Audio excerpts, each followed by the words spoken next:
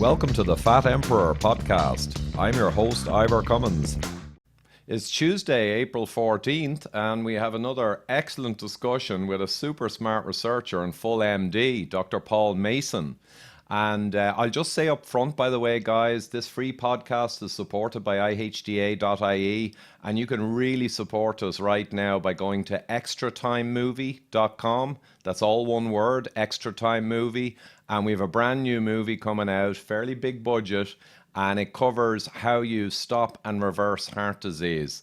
So it gives the answer to that question. Is it only like vegan diets or something that supposedly reverse heart disease? Well, no. So it reveals all of the strategies in a very entertaining hour-long movie, $3.99. So we really help us if you share and go there and enjoy that movie. So Dr. Paul Mason, you have a new talk out yesterday, haven't caught it yet, on metabolic disease and exposure to risk from this issue that's going on at the moment. And it looks like you can massively affect your risk of complications or even tragically dying just by doing not too complicated things, perhaps. 100%, Ivor. It's great to see you again, by the way. But basically, this whole concept of coronavirus infection, we know about 85% of people will now have a sore throat when they get, some people don't even know they have the infection.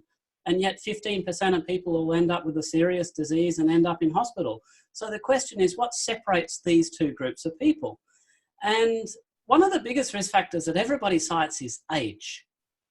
But when you take a closer look at it, I suspect the only reason age is a significant risk factor is because it's associated with other comorbidities, other health problems like diabetes and heart disease. And my view is that a healthy 80-year-old is going to be in a hell of a lot of better position than an unhealthy 50-year-old. And the thing is, and I know that you'll agree with this, is that these risk factors, the metabolic risk factors, can be easily and effectively corrected with a healthy diet. Yeah, and I'd agree absolutely, Paul. We've talked about this before. It's stunning to see the risk profiles for serious outcomes from this virus. It's unbelievable, and people might not realize you're at least 10 times more likely, possibly way more, to have a poor outcome if you're metabolically unhealthy compared to truly metabolically healthy. And imagine, I said the other day to Vinnie Torchurch, actually yesterday, I was on his podcast, and I said, before I start talking about this thing, imagine I told you I could reduce your risk by a factor of 10 in the coming years for heart disease by doing XYZW. Well, now imagine I could tell you could reduce your risk of this virus poor outcome by a factor of 10 or more by doing pretty similar XYZW. And people need to internalize that. We're talking huge shifts in risk. Not that you can do it in 5 minutes, but days and weeks, you can dramatically affect your physiology and your immune system and your resistance to this. So anyway, I went on a bit, but no, go for it, Paul. Well, I would actually argue, and I mean, this is something we'll talk more about, that you can actually reduce your risk overnight purely by normalizing your blood sugar levels, which you can almost do overnight if you go on a strict low-carb diet. But the point is, it's one thing to say, yes, we can make you healthier. So the corollary is also true. If you're metabolically unwell, then you're going to place yourself at much greater risk of the complications of coronavirus. And we see this. So New York was the first city where we started seeing, in a couple of other countries, but on scale, a lot of younger people being affected. And we all stood up and paid attention to that. And then New Orleans happened. And the younger involvement was even greater. And we're sort of looking at it and going, what's going on? And now all the associational data is coming out is that the metabolic health of the New Orleans population appears to be even worse than that of the general American population. And remember, there's a study that actually showed that only 12% of American adults were metabolically healthy in all 5 metrics of metabolic health. So these are, when I say these 5 metrics, these are the 5 things that we use to assess whether somebody has metabolic syndrome. So it's whether you have high blood sugar levels, whether you have high blood pressure, there's whether you have what we call central adiposity, which is a reflection of visceral fat, and then the 2 blood markers, which are triglycerides, which is high is bad, and HDL, which low is bad. And only 12% of American adults were healthy in all 5 metrics. But get this, for the over 60s, 2%. Wow, yeah. The figures are stunning. Now, if you used insulin measurements, you'd probably get more accuracy, and maybe it'd be 18% reasonable or 21 with proper measurements. But either way, like you say, once you get older in America, you're ruined. Now, we're going to get into the 5 and their effects, but just one quick thing that was on my mind recently, and that's the age thing that you mentioned at the start. So my suspicion is, if you're older and metabolically healthy, for sure you're at a much lower risk than a younger who's metabolically unhealthy. But I think that if you're metabolically unhealthy and say over 50, it's probably much higher risk ratio than say being metabolically unhealthy in general and being 38. So would that be fair to say that if you were going to isolate the vulnerable, you'd go over 65s in general, because that's a broad brush rule? And then you might say, look, above 50 with metabolic disease are also very high, but maybe a 28-year-old with metabolic disease is not relatively so high. Yeah, look, I'm not sure that we've absolutely got the evidence for that. So, I mean, it's fair to say over 65s as a rule, simply because so few of them actually are healthy, actually are truly metabolically healthy. So that's fine to take a broad brush approach there. But I'm not sure that we're seeing the evidence to show that an unhealthy person who's older is at significantly more risk than an unhealthy person who's younger. And the case in point would be if we're looking at expected lifespan. So if you had a healthy 80-year-old who was destined to live to 100, they've still got 20 years of life ahead of them. If you've got an unhealthy 50-year-old who's headed for a heart attack by 70, still 20 years lifespan, they've both got 20 years expected lifespan. Would that then not put them in the same risk profile? And I suspect yes, but we really don't have the evidence. Yeah, I guess, no, we'll finish with this topic pretty quickly to get into the meat. But I suppose if you look at the UK, there's going to be a massive amount of people in their 30s and 40s exposed to the virus. But you're still seeing relatively few in their 30s and 40s with metabolic ill health really succumbing, versus a large amount in their 50s and 60s with metabolic ill health. So I'm only inferring it, but you're right. We don't have the data. It's more my perception or read on it. So let's get into... What truly happens is that as people age, they tend to get less healthy. Insulin resistance is quite relentless across a population. It gets worse as the cohorts get older. Yeah, and that's the key point, that the age, for the simple takeaway, it's not really the age that's the risk factor, even though it correlates amazingly with poor outcomes. It's that age is twinned with metabolic poor health. So really, the root cause is the poor health. Let's be honest. So let's get into that. And this insulin resistance syndrome or hyperinsulinemia syndrome or metabolic syndrome, call it what you want, right? But the reality is it's the 5 measures that we use are the best way to take a look at it. And insulin resistance is, and I know this will warm the cockles of your heart, insulin resistance is the root cause of all 5 of these. And that has been demonstrated time again in studies, both using biochemistry, looking at the biology of it, and then empirical, looking at empirical data from research. So whichever way we slice or dice it, insulin resistance is the root cause. So we probably won't bang on too much about how insulin resistance causes the features of metabolic syndrome, but maybe have a look at what the consequences of that are on the immune system. Because basically what happens, how do you catch coronavirus? So basically, for most people, it's inhaled and it lodges in their throat. And then it can enter cells, and we've through however pathway, we've heard that it's angiotensin 2 converting enzyme protein, which is how it enters a lot of cells. And then your immune system can have a crack at it. And if your immune system is functioning properly, it may contain it to the throat.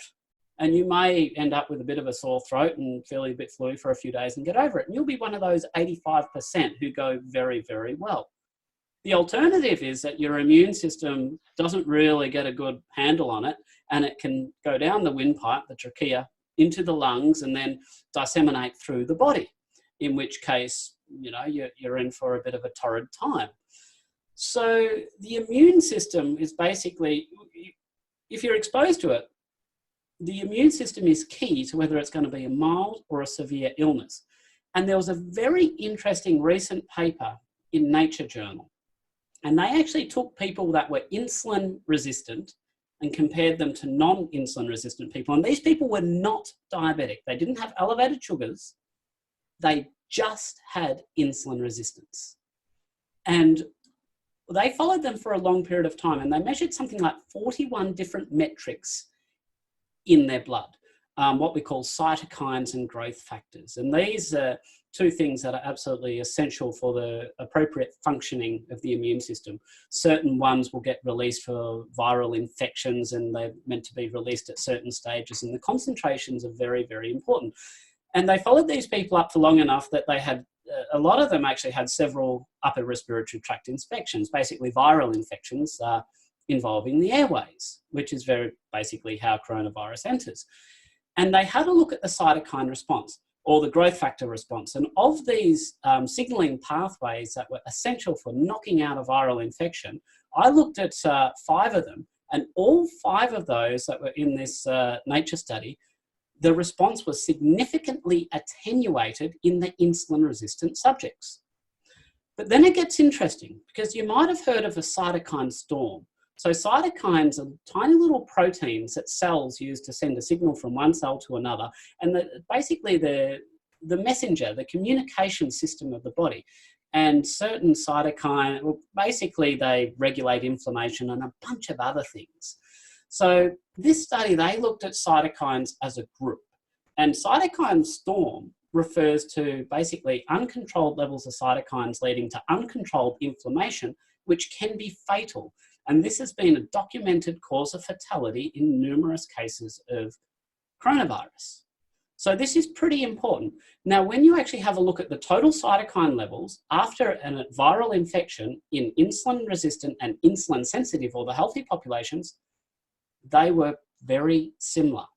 But then you have a look at the delayed response, and what you found is that the insulin-resistant subjects had an inappropriate and a prolonged increase in cytokine activity when, weeks later, and even in the period when they were meant to be recovered, they still had this persistence of cytokine activity. So to me, this would be suggestive that there's something about insulin resistance that is increasing the risk of a cytokine storm.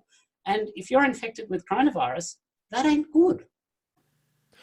And to emphasize, Paul, that it's not only not good, but it may be the linchpin that truly decides with a 10x or more risk, relative risk, whether you really get a severe case or death.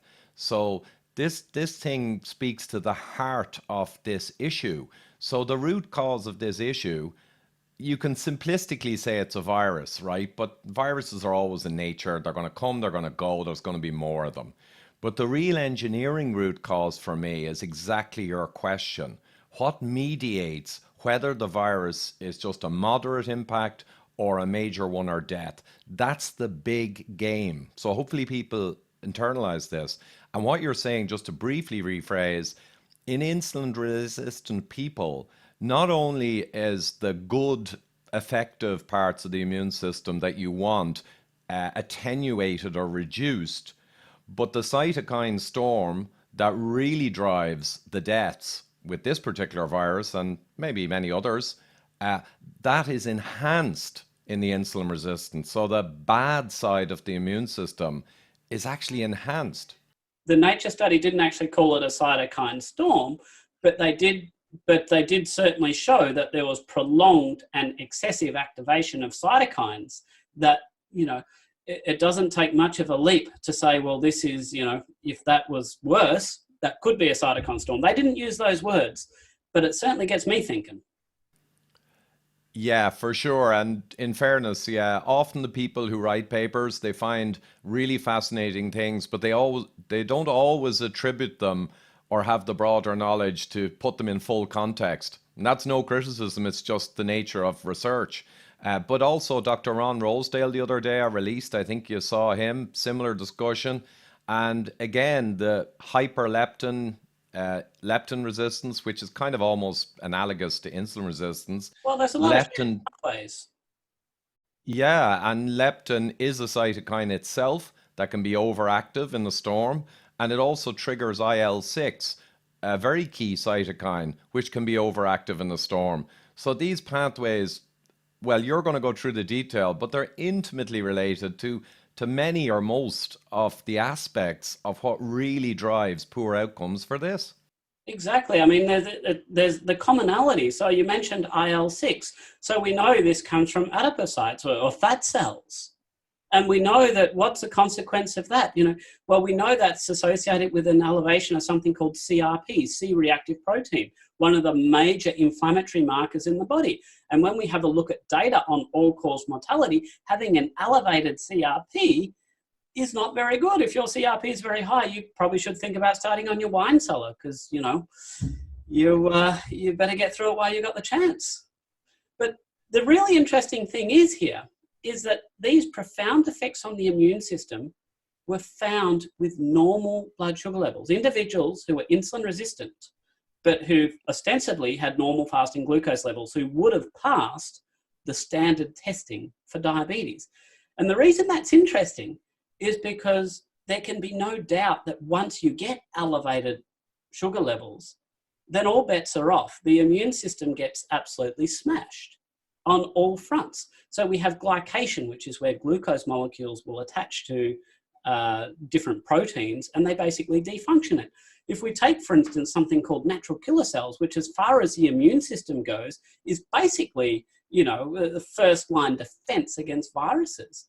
The effectiveness of natural killer cells is absolutely squashed into the ground when they're glycated, when you're diabetic.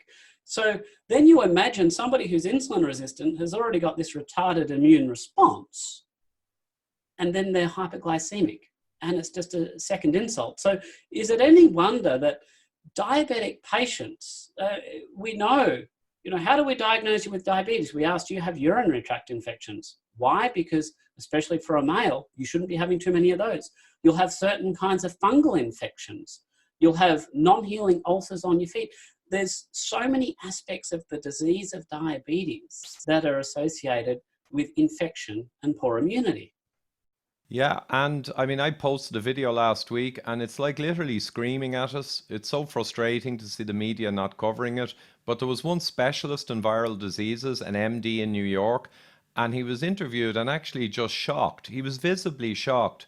And he said how 23 out of 24 of his significant corona cases were diabetic or pre-diabetic, significantly. And the last one was a 94-year-old man, and they weren't even sure if he had corona.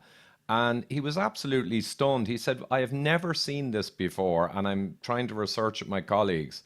The diabetes is utterly through the patient population who are more severe.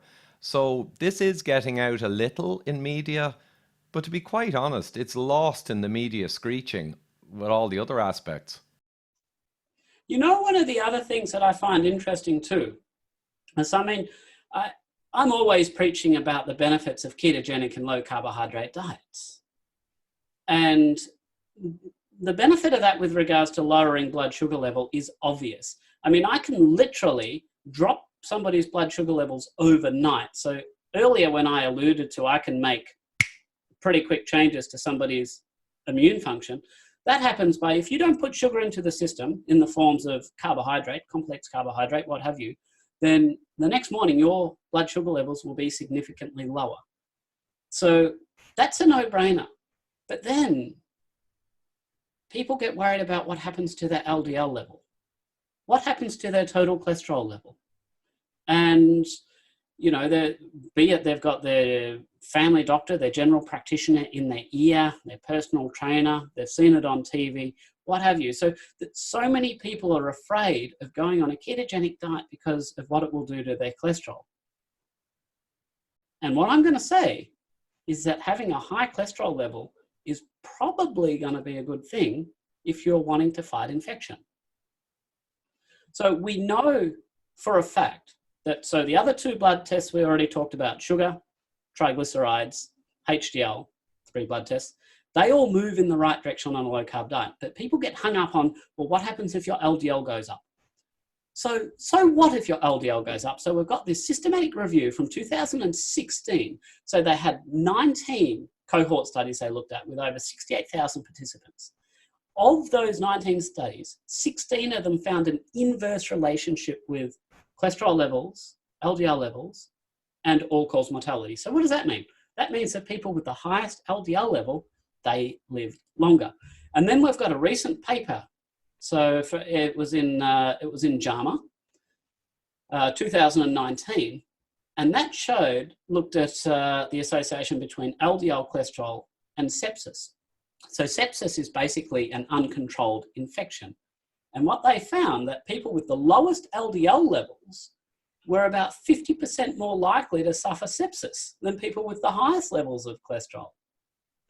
So, and I mean, you know, we've got other studies that have shown exactly the same thing going way back to 1997, looking specifically at the very elderly population. So they basically found that, you know, there's this inverse relationship. You know, whichever way we slice and dice it, we look at LDL, there's evidence of benefit. We have a look at HDL, there's absolutely evidence of benefit with that being higher. We have a look at total cholesterol. On all three metrics, it seems to be that when they're higher, people are better protected from infection.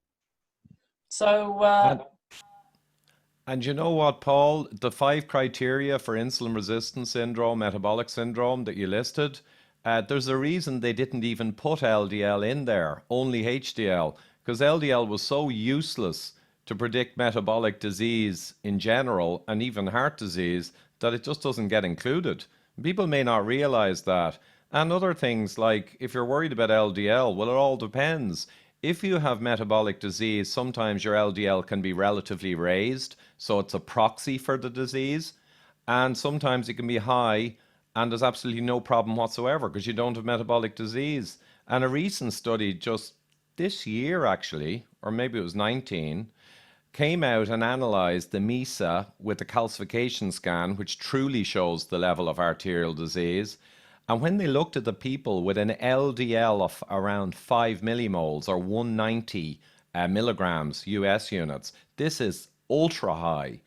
They found that they didn't have any real extra heart disease over the general population. And nearly 40% of those guys had a 0 calcium score at middle age, or at an age of 60, I think it was, or 61. So people need to realize that LDL, in terms of being a problem, is almost meaningless on its own. And as you say, in terms of being strongly connected to lack of frailty and resistance to infections, it's a good thing when it's high. So it's kind of a no-brainer during an issue like this where you want to be, right? exactly. And still, this doesn't mean that we still can't look at it with nuance. We can still appreciate there's a difference between the small dense LDL, which is glycated and oxidized and atherogenic, and the non-modified LDL, which is just basically serving its normal physiological function, which is what it ought to do. Yeah, and you know, one other thing occurs to me, someone pointed out recently, reminded me that HDL as well as LDL actively partakes in immune response and immune function. So if you become insulin resistant, your HDL becomes less effective. It becomes basically more dysfunctional. So you're hitting your immune system there. Your LDL as well drops like a stone when you get these diseases. And one of the reasons is put forward in the science is that LDL supplies energy to immune cells, right? And white blood cells. And it's part of supporting the immune response. So it kind of makes sense that it drops when you're under threat, right? Because it's partaking. So LDL is so important. Millions of years of evolution did not make an LDL particle in its trillions because evolution was an idiot. I often say this to people. It's crazy. So, and as you said, when you get infected, your cholesterol levels drops. We've seen this in coronavirus patients. So we see that, over a period of, 7 or 10 days, we just see this persistent drop in HDL, LDL, total cholesterol, all parameters of cholesterol drop. And what happens when they recover? Goes up again. And some of the research they've done on the capacity of LDL to help fight infection is absolutely fantastic. And I don't know who comes up with some of these ideas, but they had mice who they gave, they infected with bacteria. And then they injected human LDL into them. And they found that when they were able to inject enough human LDL, the mice could survive. I mean, I don't know who comes up with this kind of stuff. And I don't know that it has much applicability for us. But it's certainly demonstrating that it has a physiological function with regards to immunity. Yeah, and basically, when all threads of proper metabolic science and the different branches of science point in one direction, it doesn't prove it 100%. There's no real 100% proof, but it tells you, what roughly is the situation. And the only problem I see it is the science that says all the positive things about LDL is essentially ignored. And any junk paper that shows a bit of an association with a negative outcome is lauded to the rooftops and hits all the media. And it's not a conspiracy. It's just the way the world works. People need to realize this. You do a bunch of trials for a drug and one or two come out lucky and the other ones came out negative. You just ignore the negative ones. And, the world just wants to get the proof to prove the cognitive bias and what suits everyone. So anyway, that's a bit of a rant, but people need to realize that the published literature has all the jewels in it. It's just you're never going to see them in the paper because they're uncomfortable. They don't fit any narrative. They call into question things. They're uncomfortable and they just get passed over and ignored. Well, let's speak of a couple of, things that might challenge narratives. So I've been getting some people asking me questions on Twitter about fasting and whether that's worthwhile. And I don't know if I've spoken to you before about fasting. Personally, I don't do it. I think if you're on a healthy ketogenic diet, I want to support my physical performance. I want to keep training. For me, fasting, I don't think is necessary. But there seems to be a role of fasting in helping with infection, at least in some studies. So there have been fasting in obese subjects has been shown to improve what we call natural killer cell activity and also antibody secretion. And I don't know whether that just means that these obese subjects were insulin resistant. And this was a 2-week-long fast. And I suspect that fasting for long enough duration was actually able to correct the insulin resistance. And this study, it was done in 1983. It's called Fasting Enhanced Immune Effector Mechanisms in Obese Subjects. So it's quite old, but they had actually very significant findings. So I suspect that if you're insulin resistant, it's not so much that fasting's magical, but correcting the insulin resistance might be magical. And if we go to our favorite person, Mr. Ansel Keys, so he ran the Minnesota starvation experiment.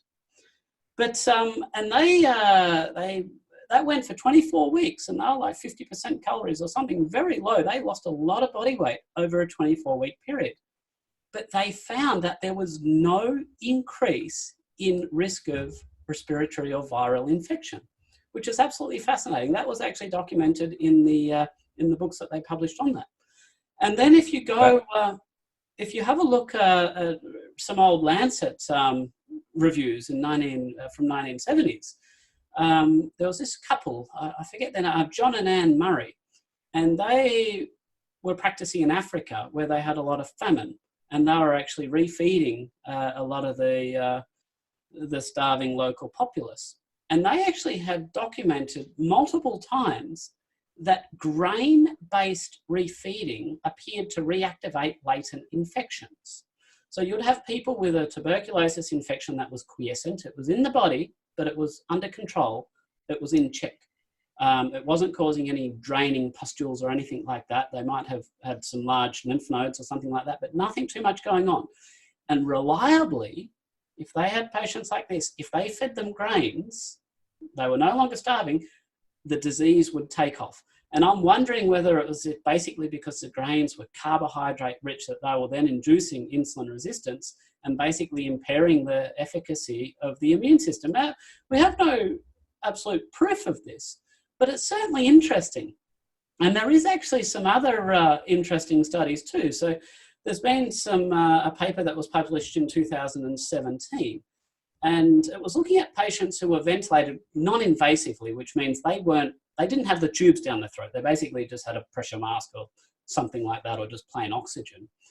And they found that if these patients couldn't feed normally, presumably because they were too breathless, they either had the choice of giving them nothing or giving them feeds through a tube, usually a nasogastric tube through the nose, or other ways they can feed it.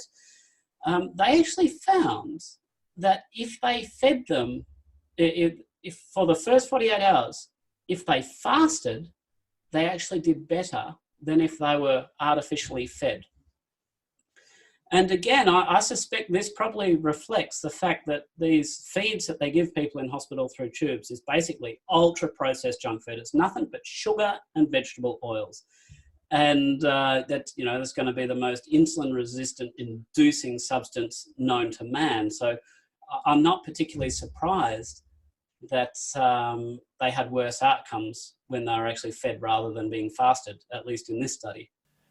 Yeah, Paul. And you know what? We're streaming all the people at most risk into the hospitals. And like you say, we're then pouring the worst possible components into their mouths or intravenously as well. I believe the drips that they use and seriously effective, they're basically sugar water, as Ron Rosedale said. They're mainlining them sugar right when they're at their most vulnerable, which is kind of tragic by anyone's standards. You mentioned TB there and you triggered a memory. So Dr. Joseph Kraft, a good friend of ours, father of the insulin assay, who discovered the massive iceberg of diabetes in the population 40 years ago by testing insulin properly.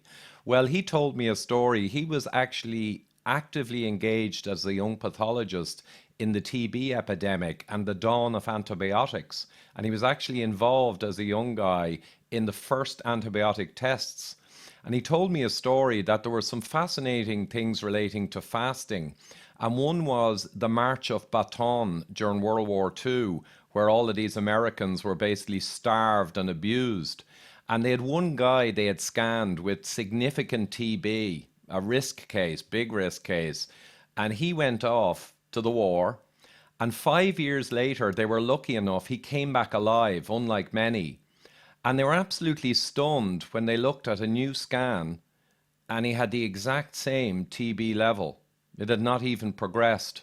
And he just said there's something to do with being starved that can even impact diseases like this. Now, he didn't know what, he wasn't an expert on that, but it had triggered his curiosity seeing things like that. And he was fascinated.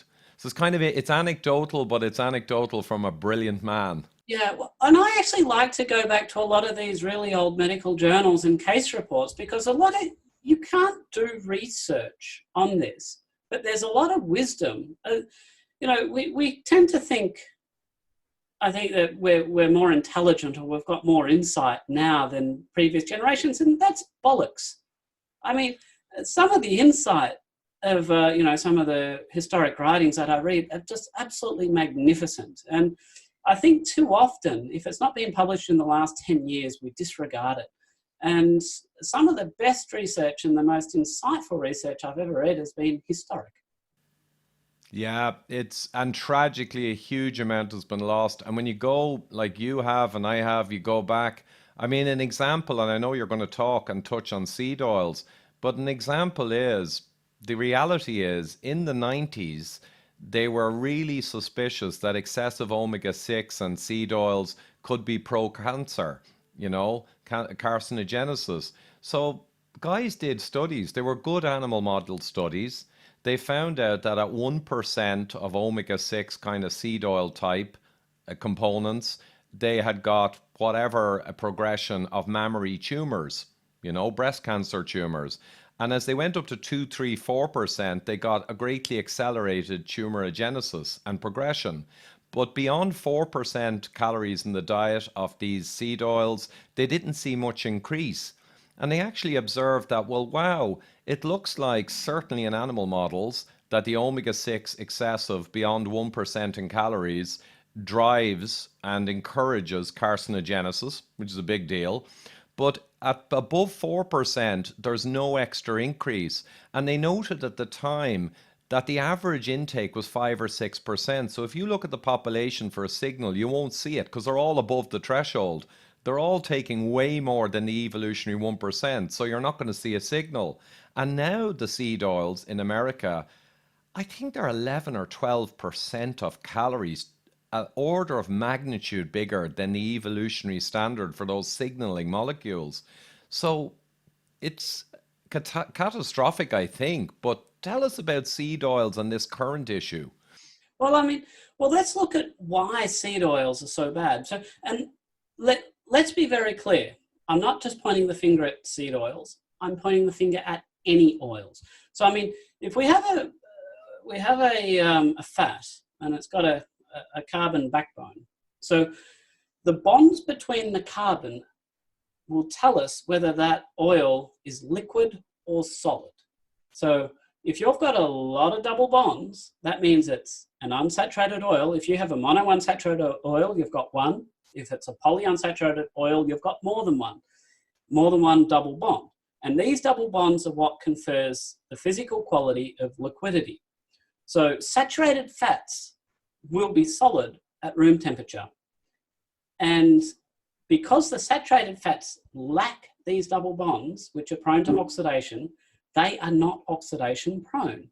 So essentially, if you're having any fat that's liquid, basically an oil, then you will be ingesting oxidation products. And we know that those oxidation products will get absorbed into your body. And we know this no better than when we have a look at the effects of what happens when we give people enteral feeding, TPN, total parenteral nutrition, which is basically oxidized. You know what for a long time, they probably still do it. They wrap black plastic and foil around the giving sets of some of these fats because they know that if they block the light, they'll actually reduce how much oxidizes. It just oxidizes that readily. And we've got good evidence. We know that they get to the liver, they cause fatty liver disease, they directly contribute to insulin resistance, liver dysfunction, what have you. There is a whole plethora of side effects. If you're on these artificial feeds for long enough, it's not a question of will you get liver failure or liver disease, it's a question of when, how long will it take before it happens. We absolutely know this, a combination of high blood sugar, de novo lipogenesis, and direct oxidative stress to the liver. It's absolutely catastrophic. That's the mechanism. But here's the thing. There's no reason we need to be giving people this kind of crap. Now, to the credit of the dietetics profession, there has been some awareness of this, and we now have a lot of monounsaturated fat formulas coming out, basic oleic acid, which is 70% of what forms olive oil. And because it's only got a single double bond, it's less oxidation prone than the polyunsaturated fats. But it is still prone to oxidation. It would be far better to have saturated fats in the mix. And now we've also got a lot of low carbohydrate feeds as well, which is good because I've spoken to a lot of people. And basically, if you're on a standard formula in hospital, they often give up trying to control your blood sugar levels. And when I say they often give up, they often even stop measuring your blood glucose because it's damn near impossible to absolutely control it. So that's the level. They're literally sugar and vegetable oils. In a lot of these foods will be ingredients number 1 and number 2. This is ultra processed junk food to the extreme. So there's no reason. If you go to a lot of countries around the world, like India or Pakistan, who don't necessarily have the funding for what we do in the more westernized countries, they will use home formulas. And there's no reason we couldn't make these formulas in hospital here, if we had the cooperation of the medical team and the dietitian team, there's no reason we couldn't do it, in a clean manner. We don't have to have bugs in there at all. There was one study I came across a while back, and that was looking at how they fed burns patients, because we know they have a lot of cholesterol needs, they have high fat needs, they have high protein needs. So their diet was 35 eggs a day. You heard me correctly, that's 35 eggs a day. And they couldn't get that many eggs in during the day, so they actually fed them 10 of those eggs were fed at night through a nasogastric tube down into the gullet. So really, this has been proven. The group that did that did literally hundreds of patients over years. This study was only a month duration, but they had a historical practice of doing this. And they did it very safely. And their cholesterol levels, for what it's worth, remained in range. In normal cholesterol levels, 35 eggs a day, and they didn't have high cholesterol levels. So, that shows how much mythical all this business about eggs and all dietary cholesterol and all of that is. But the point is, they can feed them eggs, which is a perfectly healthy food, through nasogastric tubes. There's no reason for expensive, toxic formula. Yeah, Paul, and you know what? That resonates so powerfully. I find this whole thing insane, and it's like in an engineering escalation or complex problem. I've seen it a million times. People just go down the wrong alley and they end up doing completely the wrong thing, and they're convinced they're right. And when they do learn how it actually works, and the light bulb goes on, they go, oh my God, but we're not getting the light bulb in medicine. Now, there was a pediatric study, I forget who brought it to my attention, exactly as you say. They found out with no question that the omega-6 type oil parenteral feed for these pediatric patients was damaging their liver big time. And they verified that using other components meant there was no damage. That paper was published, completely ignored. And you know the other thing that just caught my attention there? Everyone gives out about junk food and ultra processed food, and we know it underpins the modern chronic disease epidemics. I mean, that's not debatable at this point, I would say. But junk food, ultra processed food, is defined by sugars, refined carbs, and seed oils. Forget about the E numbers and all that crap. At the end of the day, it's sugar, refined carb, and seed oils is what makes junk food junk, right? And like you say, that's what the most vulnerable in hospital get mainlined. They get mainlined liquid junk food right through the toughest times in their lives. Isn't that just insane? It's negligent. Yeah, shocking. So anyone listening here, try and ask your hospital on behalf of your relations who are in there, if at all possible, feed them real food, or even just loads of eggs. We were just saying the other day with Dr. Rosedale, eggs are the quintessential superfood. No carbohydrates or sugars really, choline, fats, proteins, the perfect source to create a new life. Perfectly balanced by nature. They're a superfood, but no one thinks of feed. I call them nature's multivitamin. And and when people say, oh, well, do you have enough of this nutrient? Do you have enough calcium or what have you? And it's like, well, does a chicken have a skeleton? It's like, well, that didn't get made of nothing. There has to be calcium in there, right? And you can pick any organ system of the body and the required nutrients for that, and it must be contained in the yolk. Now, the yolk is where the business is at. The white is just protein for energy, a bit of substrate, what have you. I mean, the white's good, but the yolk, that's the pointy end of the egg. That's what everybody should be going. So, you know what I like to have now? I like to have egg yolk omelets. Yeah, and you know what? Yet again, we resonate. This is ridiculous. We're just vibrating at the same frequency on every bloody point. But yeah, you know what I do actually, because I don't really need the more carby, proteiny white of the egg. So we put that aside for other purposes, and I crack 4 or 5 eggs any day I have a breakfast. I crack them, drain them like a baker, the white out into a bowl, put the yolks all in a small dish, quickly cook them, and I just have myself an egg yolk omelette. Not even that, because I'm so much of a hurry. I just cover it in salt, and I just have egg yolks fried, basically. That you have a 4 egg yolk omelette, but in Australia we have 8 egg yolk omelettes. More like it. Now, the reason I have 4 or 5 is I think that's a good burst of incredibly good nutrition. And I don't particularly want to eat too many calories because I enjoy my wine. I'm a gourmand in the evening. I have a huge meal. So I'm kind of a little conscious of not horsing in calories, even though it's not calories that are the problem driving obesity epidemic or metabolic disease. But at the same time, I do keep some mind on it. And 4 or 5 eggs, that's an incredible multivitamin to throw into yourself casually.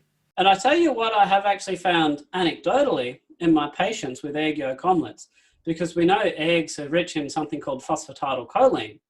Now, the mucus that lines the gastrointestinal tract, 70% of that is phosphatidylcholine. And in people with autoimmune disease, having an intact gut barrier, a more resilient gut barrier, is actually incredibly beneficial. So a lot of people with autoimmune disease actually find that a high intake of egg yolks is actually very, very, very settling. And it certainly saves taking a lot of these phosphatidylcholine supplements, which are often soy derived anyway. So, And you know, Paul, again, you're triggering memories here. I'm going to pull out a double barrel shotgun to fire at people now. I'm going to pull one trigger after the other, right? So here we go. Animal studies back in the 90s, and the ones I mentioned about the carcinogenesis with seed oils, they never got any traction, and no one ever went back to do them or look at them because they were an embarrassment, because they were telling us all to eat these, and then other science was saying they cause cancer, so they just dumped that research. But in animal models, they looked at liver damage, I think it was rats, from excess alcohol. And one team did a series of studies, and they found that if they only gave beef tallow to the animals as the fat, they could not achieve liver damage from huge excess alcohol. They actually couldn't make it happen. They only got very mild, not even cirrhosis, just very mild liver pathology with tons of alcohol. But if they fed them 2, 3, 4, and up to 18% of seed oils, linoleic acid, they increasingly got massive liver damage for alcohol. And they actually named the paper, Linoleic Acid is Required for Liver Damage from Excess Alcohol. Some title, eh? Wow. And the second barrel I'm going to pull now, they got rats and they damaged them with alcohol, and they were choline deficient. And then they compared them to choline sufficient rats, and it was chalk and cheese. So they could negate the alcohol damage massively just by having choline versus choline deficient, to your point. This work was all done and ignored. Ignored. let's talk on that point for a moment. So anybody who's just a casual observer of, health columns in the newspapers and what have you, will still give the belief that saturated fats are harmful. The simple fact is, there's been over 10 meta-analyses done on this topic, and almost all of them find in favor of saturated fats. And the ones that don't are fundamentally flawed. They do things like they group cohort studies and blinded randomized controlled trials together and compare them. And these are chalk and cheese. This is good quality evidence and crap evidence. So the meta-analyses that supposedly, set the bar for what medical evidence is, I mean, the ones that are, there's some that have just been absolutely atrocious. And on the background of all of this, feeding into this, we have had 3 very, very large randomized controlled trials that specifically look at the question of, are saturated fats dangerous, or are polyunsaturated fats where the harm is? So the first of these, it was run between 1966 and 1973. It was the Sydney Diet Heart Study. That was a randomized control study. So they got these blokes that had coronary events, heart attacks. And then they basically had them in a group, whether you had a lot of saturated fat or a lot of polyunsaturated fat. And what they actually found is that the people who got put into the polyunsaturated group were 62% more likely to die. But here's the thing. Do you think these results were published? They weren't published. There was a publication, but these little details were just sort of left out. And it wasn't until 40 years after the study concluded that they were actually published. There was a guy called Christopher Ramsden. He did some fantastic detective work, and he got these old 9-track magnetic tapes that he sort of dragged out of a basement somewhere, and they actually decoded them and went through a whole rigmarole, a lot of palaver to do that. And then this guy actually deserves a lorry, some kind of medal or something, because he did the same thing again with what we call the Minnesota study, the Minnesota Coronary Survey. So that ran between 1968 and 1973, and that was on over 9,000 institutionalized, meaning they were in a facility or care facility or what have you, men and women. They compared high saturated fat diets and unsaturated fat diets. So they actually published 16 years later. But even when they published, some of the data was missing. Now, they actually, before the lead author died, he was actually interviewed. And they said, well, why did you wait 16 years to publish? And he said, because the findings were disappointing. That is, they didn't fit the narrative. They didn't get the result they wanted. And here's something that most people don't know. Ansel Keys was a co-leader in this study. But when it was published, his name wasn't on the authorship list. So funny that might have been a reason. But still, this guy, Chris Ramsden, he dug out from old punch cards and magnetic tapes. He did this old trick again, and he got the original study data in its entirety. And they confirmed, sure, you go on a polyunsaturated fat diet or a high polyunsaturated fat diet, your cholesterol levels fall. That's fantastic. You know what else they found? The more your cholesterol fell, the more likely you were to die. So, and then we come closer, move into the modern era. We have the Women's Health Initiative study, the world's most expensive study, $700 million US. There was over 48,000 females. And this should be the final nail in the coffin for this. But if you read the paper, you wouldn't know it, because I remember coming out and looking at it, and you look at the results table, and all the findings were non-significant. There was no significant. Read the conclusion, nothing, So it's a real nothing burger. But if you go to the text, and it was on page 661, buried in obscure wording, they actually basically a sentence that intimated that females, if they had a previous history of heart disease, if they were randomized to the low-fat group, they were 26% more likely to have events like heart attacks. And that was statistically significant. That was the only statistically significant finding of the whole study. And you would think that for $700 million, you could buy a bit of editorial oversight and maybe make sure that, this is, let's be honest, what this is, we're not talking about I don't think, a simple mistake. I think we're talking about deliberate deception. And in each of these 3 studies, people say, we don't have long-term evidence. We don't have big studies. We don't have Minnesota study. It was blinded and randomized, 9,000 people, long time. We've got the evidence. It's been deliberately shelved, put to one side. These papers haven't entered the scientific discourse. The simple fact is, we shouldn't be arguing about this. The investigators in all of these studies clearly went in with their own narrative, the lipid heart hypothesis. They wanted to find that high fat, increased cholesterol, that killed you. They found the opposite, and they did their damnedest to prevent the public from finding out. And so here's the thing, this formed the central tenet of my nutrition medical education.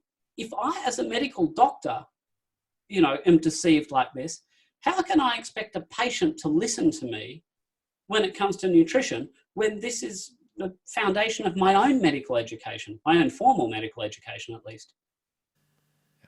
Well, yeah, Paul, I'm sorry to say it, and that's a great summary of those 3 biggies that closed the case.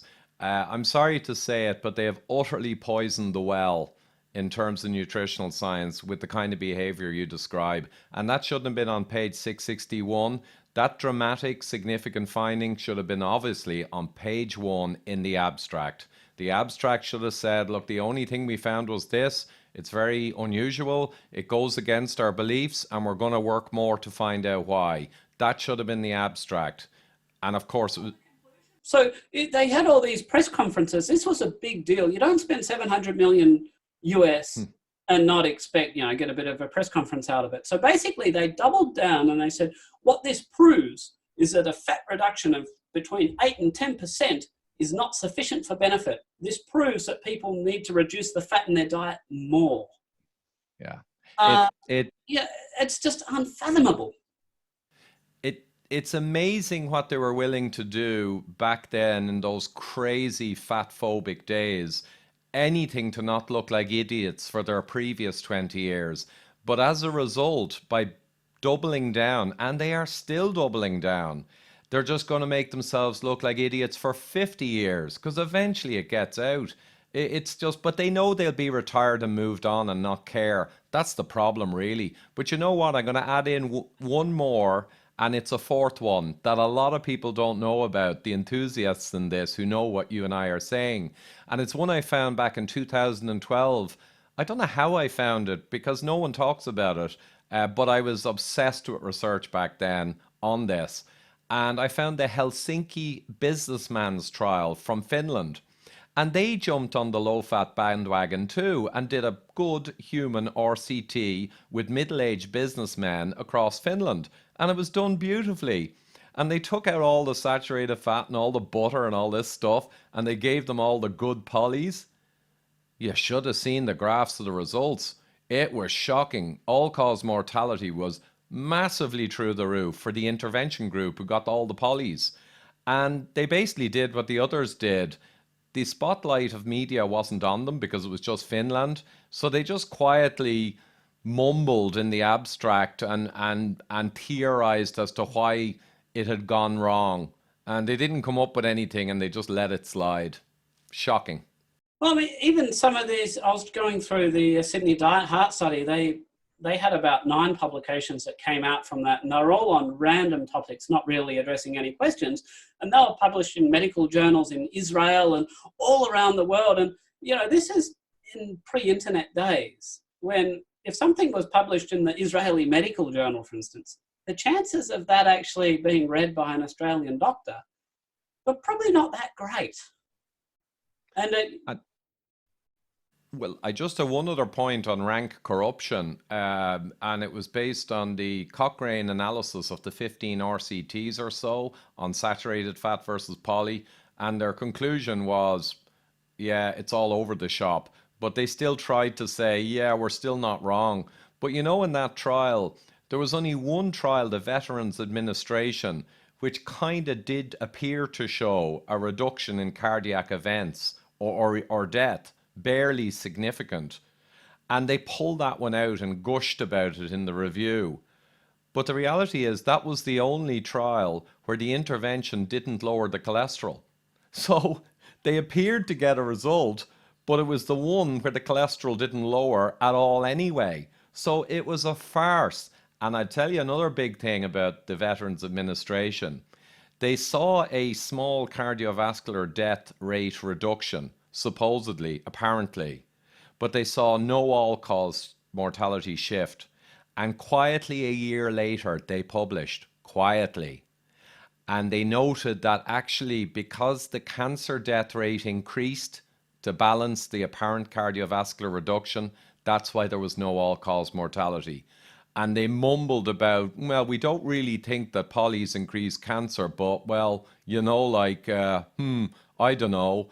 And that was the end of the matter. Look, I mean, we can use whatever adjective we want, but it's a real shame. So, I mean, this is really hurting people. This might be a bit of a stretch here, but can you imagine? So I came across this Twitter survey the other day. You may be familiar with it. What would the impact be of people changing their diets and being in good metabolic health on coronavirus around the world? Might have even been authored by your good self. But the simple fact is, can you imagine if everybody was metabolically healthy? Would we be requiring shutdowns? Would we be devastating the economy? Now, I'm not for 1 second saying they're not necessary, because in our current population, I think we're left with very little choice with the with the health status of our population. But wouldn't it be lovely if we didn't need that? Yeah, and Paul, I think it was me actually, and I knew I was going to get some abuse for it, but I said it anyway because the truth will out. I gave a thought experiment of sorts, and I said, okay, just a thought experiment, guys. Imagine everyone from today for the next 3 or 4 weeks only had access to meat, fish, eggs, and such like. Just for 4 weeks, they're not going to get a heart attack in 4 weeks. Would you expect a very large mitigation of corona impacts, a medium, or a low?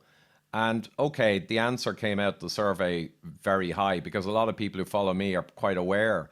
But Ron Rosedale said the same thing. You said the same thing. I believe the same thing. Within days, you are going to dramatically impact the primary vectors that are causing hard outcomes for this disease.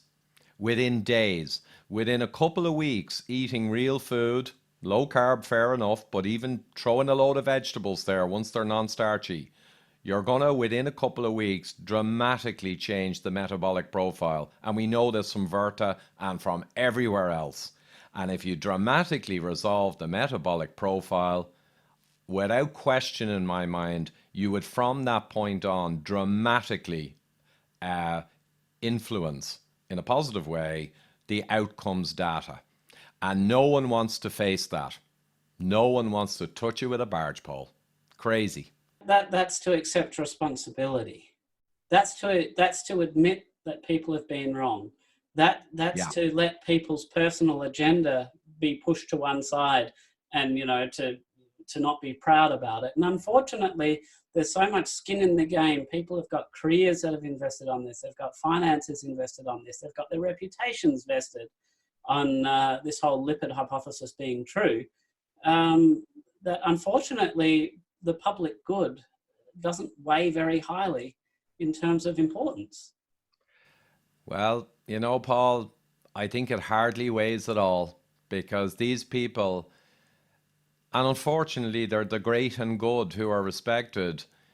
Some of them may have an inkling of what we're talking about, and it would mean they're kind of evil. But I think the vast majority believe their own BS. It's not so much a conspiracy.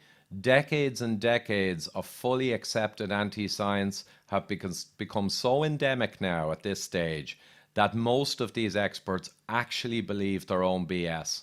And it's only if you get them in a room, and a bit like Clockwork Orange, I don't know if you saw Kubrick's masterpiece, where they have to get the guy and hold his eyelids open so he can watch and see. You'd need to get each one in and show them the data. And that's the only thing that'll break through the permafrost of their ignorance, I think. So, pretty much every day I'm consulting with members of the general public who understand and have insight into this. I mean, I think we're really digressed into a bit of a tangent, but I think the solution to this has to be grassroots, because with the internet now, and we've got capacity for people to be educated about science. Lay people have a greater understanding of a lot of scientific topics than do a lot of doctors. And I think that this is where the change is going to happen. It's going to be a grassroots change. It's going to be education of the masses. Because I can tell you that the average patient in my room who I consult with has a better understanding. Now, maybe not before the consults, but certainly at the end of the consults, they understand a lot of these issues much better than most doctors.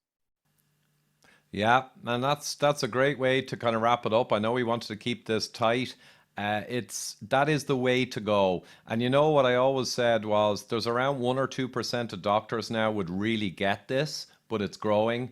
And when it hits 7 or 8% of doctors getting this, because doctors are so crucial, and younger doctors now, my daughter's in first year medicine, and it's incredible. She's laughing at what they're teaching them. It's still going on, but the young are more aware about keto, about what works, about metabolism, and their lecturer in biochemistry doesn't admit it, but it's clear in all of his lectures of carbohydrate and lipid metabolism. He's a keto head, no question.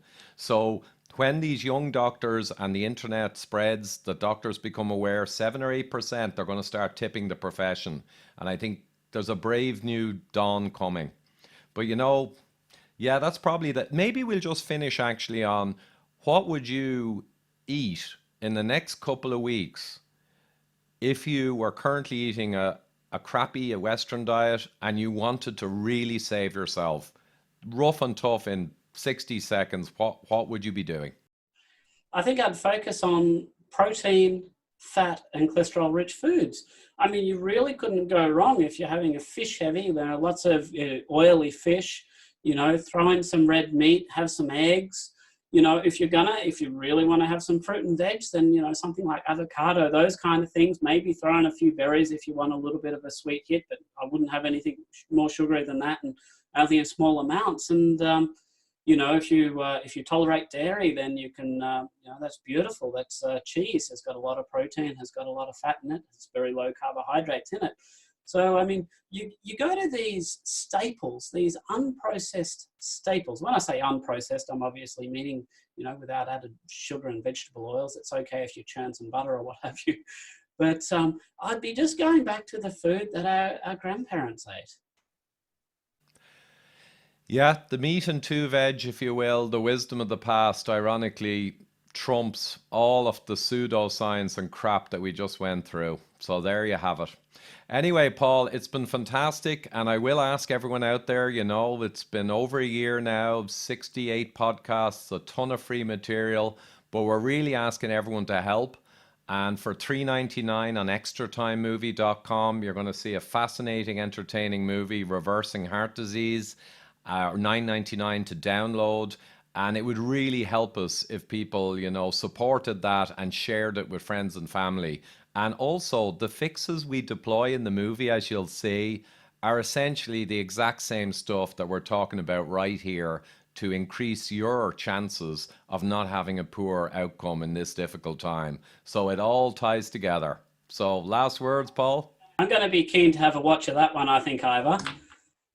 And just as an aside, with all these travel restrictions on, I've had a couple of conferences cancelled. So I now, over the next couple of weeks, I've got a little bit of extra time that's opened up in clinics. So I'm doing some teleconferencing, teleconsults. So if anybody's interested, I've got some information of that on my Twitter handle, if I can put in that little plug there. Super, Paul. That's great stuff. And I know I was really looking forward to going over to Australia, Melbourne and Sydney in May. So that's gone. And someone asked the other day on Twitter, are the conferences cancelled? Which is a bit naive. And I said, no, I believe they want to take kind of highly contagious Irish people into Australia right now. Not so. Just make sure, do you have a criminal record, Ivor? That's okay. You don't need I don't. Do you still need one to get into Australia? That's an old joke. But hey, one last really quick thing. Interestingly, yeah, the Irish populated Australia way back, and there's kind of this myth that they were all criminals. But the reality is, a lot of those people were stealing a crust of bread for their starving families, and a lot of them were politically active to overthrow the oppressive regime, which was going on for hundreds of years. So the reality is a lot of those people were pretty upstanding people who were very unfairly sent away. So there you go. So the Aussies are not descended from criminals per se. You could say they're descended from leaders. Well, we're proud of our convict roots. Very proud. As would I be. Great stuff, Paul. Catch you soon. We'll circle back in the next week as all this stuff unfolds. Perfect. Look forward to seeing you again. Great stuff. Good man. Bye now. Stay safe. Thanks for tuning in, guys. If you're watching on YouTube, you can see my subscribe button in the middle of the screen, and go to extratimemovie.com to see our fascinating new documentary on stopping and reversing heart disease.